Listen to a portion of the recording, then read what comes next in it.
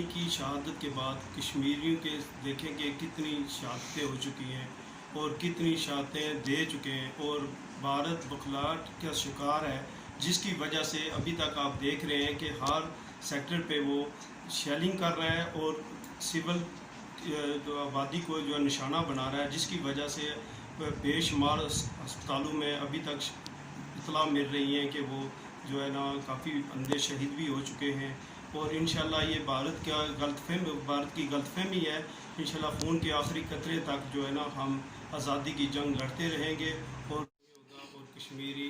خون کے آخری قطرے تک آزادی کے لیے لڑتے رہیں گے۔ اور آج MQM نے کشمیریوں کے ساتھ پورے پاکستان، پوری دنیا میں یوم کشمیر کے ساتھ یکجہتی کشمیر کے ساتھ جدوجہد کی ہے، اور ہر جگہ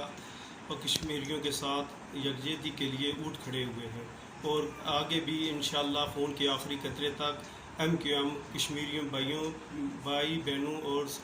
سب کے ساتھ خون کے آخری قطرے تک ساتھ رہیں گے۔